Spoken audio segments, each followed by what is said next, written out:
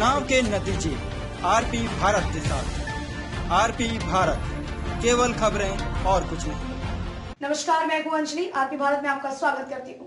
तो चलिए शुरुआत करते हैं आज की किसी खास खबर से। बेरमो में पारा जैसे जैसे गिर रहा है, चुनावी पारा धीरे धीरे चढ़ रहा है। चुनाव जैसे जैसे नजदीक आ रहे हैं, प्रत्याशी अपना दमखम दिखाने में कोई कसर छोड़ते नजर नहीं आ रहे हैं। विधायक स्वर्गीय राजेंद्र प्रसाद सिंह के सपने को पूरा करने के लिए कांग्रेस ने उनके पुत्र कुमार जयमंगल को मौका दिया है, जिनसे खास बातचीत आरपी भारत ने की, जिसमें कुमार जयमंगल ने जीत के पश्चात स्वर्णगीन विकास की बात कही। युवाओं की नई सोच, नई दिशा बेरमो वासियों को एक ऊंचाई पर ले जाएगी। कुमार जयमंगल उर्फ अनूप सिंह ने आरपी भारत के साथ साझा किए अपने विचार। देखिए यह विशेष रिपोर्ट। नमस्कार, आप तमाम दर्शकों का आरपी भारत में स्वागत है और मैं हूं मनीष कुमार झा। मैं आपको ग्राउंड से जुड़े मुद्दे से हमेशा अवगत कराते रहा हूं और प्रयास करता हूं कि आपको वो सभी चीज मालूम हो जो आज तक आप नहीं जान पाए हैं। आज मैं बेरमो में हूं, जैसा कि आपको जानकारी है कि यहाँ उपचुनाव हो रहा है और पूर्व मुख्यमंत्रियों का दौरा पे दौरा यहाँ चल रहा है। आखिर स्थिति है क्या, आखिर क्यों इतना महत्वपूर्ण है यह उपचुनाव? अभी हमारे साथ यहाँ के प्रतिनिधि हैं, उनसे हम जानने का प्रयास करेंगे कि आखिर यहाँ का एजेंडा है क्या, किस मुद्दे पर चुनाव लड़ा जा रहा है और जनता क्या चाहती है आखिर इस बार, और यह भी जानने का प्रयास करेंगे कि कांग्रेस के लिए कितना महत्वपूर्ण है, क्योंकि यहाँ कांग्रेस नगर निगम में भी है और अभी यहाँ की स्थिति से हम आपको रूबरू कराएंगे और यह जानने का प्रयास करेंगे कि अगर ये जीत के आते हैं, जिसकी संभावनाएं अधिक हैं, तो क्या क्या पिटारा खुलेगा जनता के लिए। सर धन्यवाद। सबसे पहले तो सर शुभकामनाएं आपको, ये पहली बार है और आपका करियर राजनीति में शुरुआत हो रहा है, इसके लिए बहुत सारी ढेर सारी शुभकामनाएं। सर सबसे पहला चीज यही कि पूरा फोकस लगा हुआ है उपचुनाव बेरमो पर, आखिर क्या खास है इसमें? नहीं, खास बीजेपी के लिए इसलिए है क्योंकि यहाँ पे जनता का विश्वास पंडित बिंदेश्वरी दुबे जी के संस्कार पर था। उसके बाद राजेंद्र बाबू को उन्होंने बनाया और आज बीजेपी वाले कहीं ना कहीं जगह तलाश रहे हैं कि उसमें सेंधमारी करके हम जो है बेरमो में एक अपना जगह बना सके। और बेरमो चुनाव आज भी राजेंद्र बाबू के विश्वास पर ही है, तभी शायद जनता का इतना प्यार मुझे मिल रहा है। सर इतना पूर्व मुख्यमंत्री, तीन पूर्व मुख्यमंत्री का दौरा कितना प्रभाव डालेगा इसमें? क्योंकि आप नए हैं इसलिए जोर है कि अब तो राजेंद्र बाबू रहे नहीं, उनका एक गढ़ था, तो कितना खलल डालेंगे वो यहाँ आकर? देखिए, बेरमो की जनता बहुत जागरूक जनता है, आज से नहीं बहुत पहले से बेरमो ने अपना एक इतिहास रचने का काम किया है। और मैं समझता हूँ कि राजेंद्र बाबू 6 बार जीते, 6 बार में ये 5 महीने की सरकार, उधर 14 महीने की सरकार, एक बार बिहार में 1 साल की सरकार और फिर बिहार में 2.5 साल की सरकार। मतलब टोटल टेन्योर राजेंद्र बाबू का 30 साल का विधायकी का आप देखिएगा, मतलब 26 साल का विधायकी का देखिएगा और 6 टर्म का, तो कुल मिला के 4.5 साल 5 साल की सरकार में वो रहे। लेकिन उसके बाद भी जनता उनको इसलिए चुनती रही क्योंकि राजेंद्र बाबू सरकार में रहे या ना रहे, वो जनता के बीच में रहते थे और काम करते थे। तो मैं नहीं समझता हूँ कि बीजेपी इसमें खलल डाल पाएगी। जहां तक आप बोल रहे थे कि आपको आपकी राजनीति की शुरुआत के लिए बहुत बहुत धन्यवाद। मेरी राजनीति की शुरुआत आज से 20 साल पहले हो गई थी और मैंने NSY से राजनीति शुरू किया था। NSY के बाद यूथ कांग्रेस के बाद यूनियंस की राजनीति में उतरा था। तो एक लंबा राजनीति अनुभव रहा है, वो भी ऐसे व्यक्ति के साथ रहा है जो शायद बहुतों के गुरु रहे हैं, मजदूर यूनियन में भी और जो हमारी हिंदुस्तान की राजनीति चलती है उसमें भी। तो मैं समझता हूँ कि ऐसा नहीं है कि उन लोग मेरे पे हावी होंगे या कुछ होंगे, लेकिन हाँ इतना है कि उपचुनाव है और मुख्यमंत्री जी आ रहे हैं, पूर्व मुख्यमंत्री जी। यहाँ पे बोकारो में उनका आना, 3 मुख्यमंत्री हैं पूर्व, खास असर नहीं करेगा। जनता जानती है ये उपचुनाव है तब इनको याद आए, लेकिन अगर जनता को ये भटकाते हैं और जनता भटकने में कामयाब रहती है और फिर बाटुल जी आते हैं तो बाटुल जी से कुछ गड़बड़ी होती है, तो ना अर्जुन मुंडा जनता को मिलेंगे, ना रघुवर दास मिलेंगे और ना ही आपको बाबूलाल मरांडी मिलेंगे, फिर से वही बाटुल जी मिलेंगे। तो ये जानते हैं उस बात को कि ऐसा नहीं है, भटकाने की राजनीति चल रही है। मुख्यमंत्री रहते रहते इनको फुर्सत नहीं मिला बेरमो को ताकने के लिए, देखने के लिए। तो ये सब चुनावी प्रोपेगेंडा है। मैं समझता हूँ इससे दूर दूर तक जनता को कोई लेना देना नहीं, और हम लोग बहुत इजीली चुनाव निकालेंगे। जनता का प्रेम और जनता का विश्वास हमारे ऊपर है। इसके अलावा जनता का विश्वास हमारे परिवार के ऊपर है, महागठबंधन के ऊपर है। इसलिए शायद 14 महीने के कार्यकाल पर और 16 साल के कार्यकाल पर जनता ने इस बार हेमंत सोरेन जी को 5 साल के लिए मुख्यमंत्री बनाया। दो चीज सर मुख्य है यहाँ। एक है शिक्षा व्यवस्था, संपूर्ण नहीं है, एमए की पढ़ाई की व्यवस्था नहीं है यहाँ। तो आप क्या कहते हैं, इसकी क्या व्यवस्था होगी? क्योंकि युवाओं के लिए देखिए, यहाँ पे जो कुछ भी शिक्षा को प्रमोट करने के लिए किया गया, आप समझ सकते हैं कि शायद ही पूरे झारखंड में कोई विधानसभा होगा जिसमें इतना ज्यादा डीएवी स्कूल होगा। जी बिल्कुल। और ये मेरे पिता ने करवाया। आप मेरे को लगता है कि उधर स्वांग डीएवी, कठारा, इधर दुद्धा, भंडारीदा, डोरी, उसमें भी मैं आ रहा हूँ। उसके बाद जब मेरे पिता ने स्कूल्स बनवाए, जो मध्य विद्यालय और जो गांव में जो स्कूल्स थे वो सब खपड़े के हुआ करते थे। बहुत जगह तो स्कूल्स भी नहीं थे। आज हर एक पंचायत में स्कूल है हमारे यहाँ। और दुर्भाग्य ये रहा कि बाटुल जी जब विधायक बने तो उन्होंने काफी हद तक स्कूलों को बंद करवा दिया। जी, ये प्रश्न मैं उनसे पूछूंगा जी। बंद हुए, शिक्षकों की कमी हो रही है। हाँ, उसके चलते अब आप आ जाइए कॉलेज पे। तो आप जानते हैं कि एक विधायक अगर सक्षम हो, अगर चाहत हो, तो वो कॉलेजेस का निर्माण करवा सकता है। मेरे पिता ने यहाँ पे पंडित बिंदेश्वरी दुबे कॉलेज और JNJS college Jainamor, Rajendra Prasad Singh college Madanpur, inter degree दोनों, यहाँ पे भी इंटर डिग्री दोनों, वहां पे बस आपको इंटर कॉलेज, ये 5 कॉलेज का निर्माण मेरे पिता ने करवाया।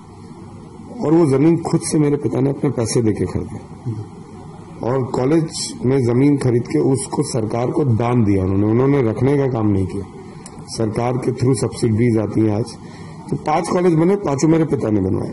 बाटुल जी का 10 साल का कार्यकाल रहा, उन्होंने आज तक एक कॉलेज नहीं बनवाया। जब आप टोटल टेन्योर को देखेंगे 85 से लेके 5 बार के टेन्योर को, हर टेन्योर में एक कॉलेज बना, हर टेन्योर में। मेरे पिता इंजीनियरिंग कॉलेज का यहाँ पे शिलान्यास किए थे जब वो मंत्री थे, पंडित बिंदेश्वरी दुबे महाविद्यालय में। 20 करोड़ की लागत से इंजीनियरिंग कॉलेज बनना था, टेंडर हो चुका था। मंत्री आके शिलान्यास, ऐसा जिला के मंत्री वो थे, उन्होंने शिलान्यास किया, विधायक भी हुए थे।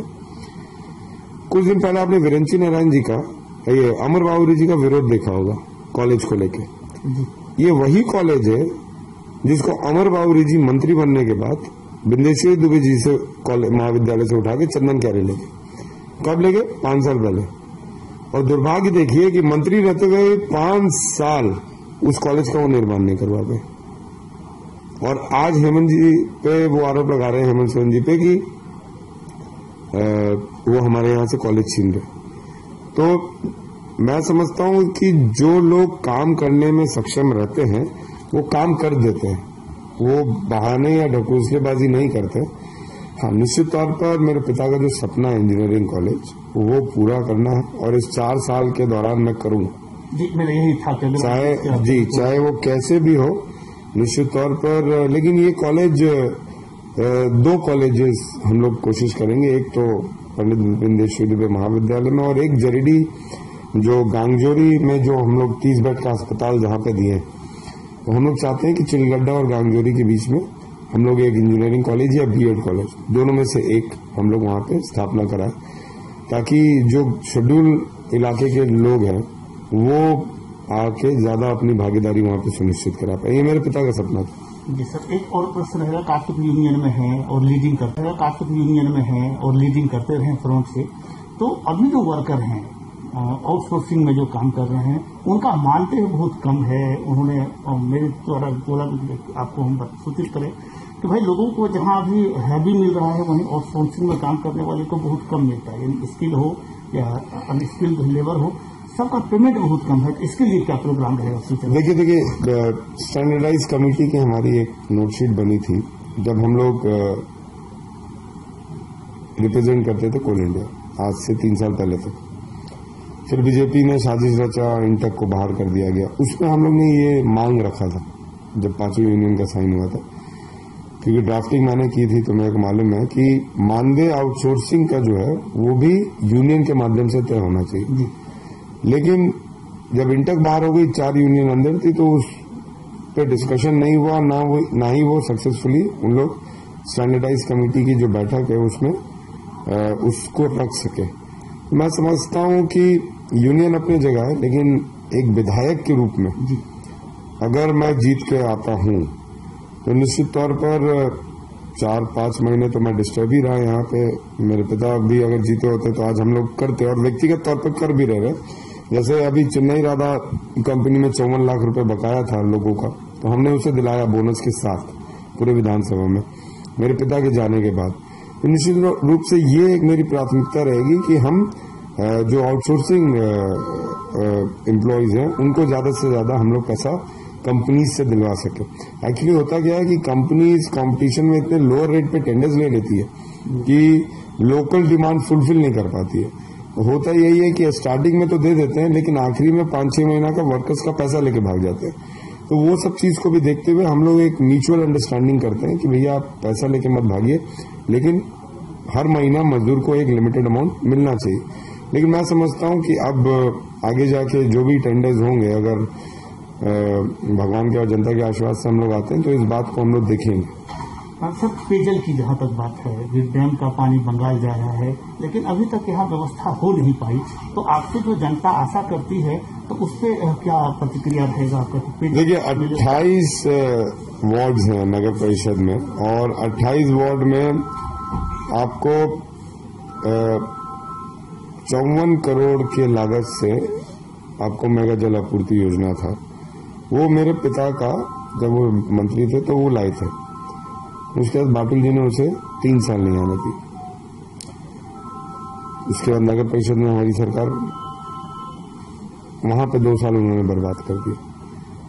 फिर नगर परिषद ने आखिरी में डर कर, लड़कर, अपनी बातों को सरकार के पास रखकर उस मेगा जल आपूर्ति योजना का काम शुरू करवाया। और मैं समझता हूं कि अब तो हर घर में नल लगना शुरू हो गया है, और मेरे को लगता है 2 महीना के अंदर पूरे 28 वार्ड में 24 घंटा पानी जाने का काम होगा। लोग अपना टंकी बैठा पाएंगे, स्टोरेज कर पाएंगे, हैवी वो भी फिल्टर्स के साथ हो रहा है। आज तक जो भी एक्सपेक्टेशन है वो फुलफिल 1.5 से 2 महीना में फुसरो नगर परिषद में कहीं पानी की दिक्कत नहीं आएगी। देखिए, आमतौर पर मैं आपको बताता हूं कि मैंने इसके बारे में आवाज भी उठाया था, और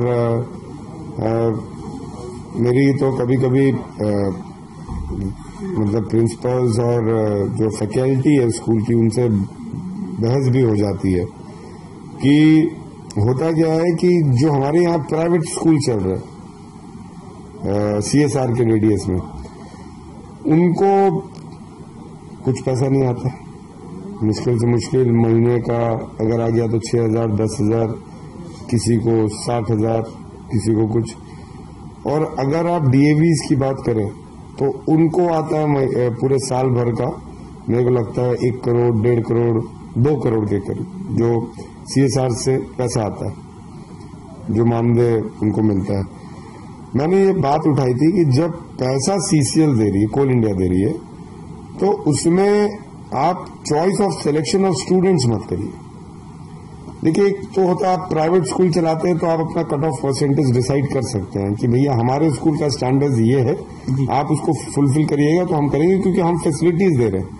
अब फैसिलिटीज आपको कोल इंडिया दे रही है, और उस कोल इंडिया के प्रीमिसेस में आप अपना स्कूल चला रहे हैं DAV, लेकिन पैसा आपको, तनख्वाह आपको कोल इंडिया दे रही है।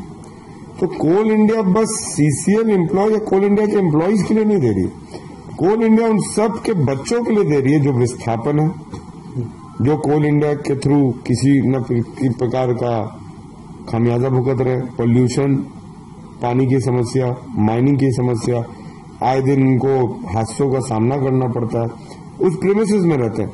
तो मैं समझता हूं कि ये कोल इंडिया में ही खत्म होना चाहिए ये चलन। जितने भी सब्सिडीज कोल इंडिया के दायरे में आते हैं और कोल इंडिया से उनको पैसा मिलता है, उनको कट ऑफ परसेंटेज नहीं तय करना चाहिए। माँ बाप को अधिकार है अपने बच्चों को पढ़ाने का। और ये जो एक सिस्टम है कि कट ऑफ परसेंटेज ये तय करते हैं, मैं समझता हूँ नहीं होना चाहिए।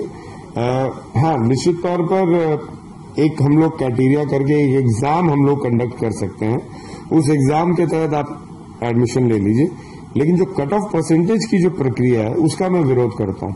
अगर किसी को एडमिशन लेना है तो आप 500 बच्चे का एग्जाम ले लीजिए, उस बेसिस पे आप एडमिशन ले लीजिए, लेकिन ये नियम गलत होती है कि या जो 70 लाएगा उसी को मिलेगा, जो 90 लाएगा उसी को मिलेगा। 50 वाले को भी मौका मिलना चाहिए एडमिशन लेने के लिए। सर, आपकी यही रहेगा कि आप बता दें कि अगर आप जीत के आते हैं तो जनता के लिए कौन कौन सी फैसिलिटी आप लाएंगे जो अभी तक यहाँ मिल नहीं पाया, क्योंकि आपकी सोच नई है, तो नए तरीके से किस प्रकार से विकास करेंगे इस क्षेत्र का? देखिए, सबसे पहला जो है मेरे यहाँ कि खेत को और जरीडी बाजार को मेरे को पुल से जोड़ना है, क्योंकि व्यवसाय को बढ़ाने से ही जनता बसती है वहां पे। अगर जनता के बीच में व्यवसाय नहीं रहेगा तो जनता वहां से फिर प्लान करने लगेगी। तो खेत को और जरीडी बाजार के बीच में पुल का निर्माण कराना है। उसके बाद जो यहाँ पे मेजर समस्या है, जो गांव और पंचायत में और नगर में दोनों जगह है, कि हमारे यहाँ यादव खटाल भाई खटाल बहुत है जो खटाल चलाते हैं। मैं समझता हूं कि उनके के लिए कुछ अगर योजना लाया जाए, जैसे एक तो सफाई भी हो जाएगी और उनको कुछ पैसा भी बचेगा। अभी जो हमारा गोबर है वो बर्बाद होता है।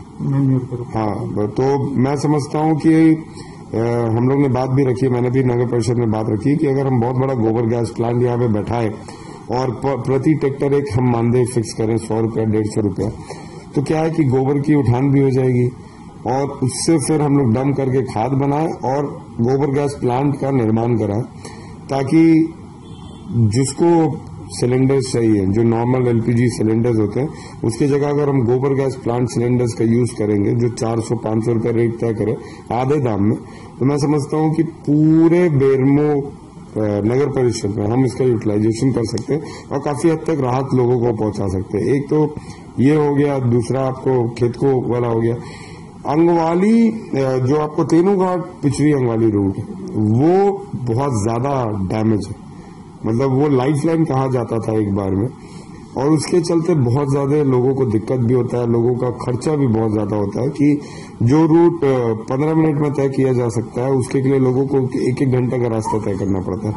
तो सबसे पहले मैं तो माइनर इरिगेशन से उसको बनवाना है, तो सीएम साहब के पास उसकी मांग में जरूर रखूंगा कि उस रोड को तेनूघाट से लेके पिछड़ी तक के रोड को जल्द से जल्द हम निर्माण कराएं।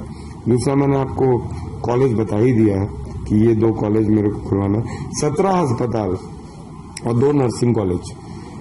देखिए, झारखंड जो है ना वो मजदूरों का स्टेट है और हमारी बच्चियां जो हैं, और सीएम साहब का आपने देखा भी होगा कल परसों में कि वो भी झारखंड की बच्चियों को वापस लाना चाहते हैं, उनमें यहीं पे उनको रोजगार दिलाना चाहते हैं। तो मैं समझता हूं कि अगर उनको अगर नर्सिंग की अगर हम पढ़ाई करवाते हैं और फिर जाके वो बाहर जाती हैं, तो एक तो उनका स्टैंडर्ड ऑफ लिविंग भी सुधरेगा, प्लस क्या है हॉस्पिटल्स इतने बड़े पैमाने पर आप खोल रहे हैं, डिमांड नर्सेज का बहुत ज्यादा है, तो जो केरल और तमिलनाडु इधर से जो हमारे बीच में लड़कियां आती हैं, कम से कम उनके जगह पे हमारी झारखंड बहनें यहाँ पे जॉब अपॉइंटेड हो सकती है। तो ये एक बहुत बड़ी चीज है जो मेरे पिता 2 नर्सिंग कॉलेज खुलवा के गए, उसको चालू करवाना।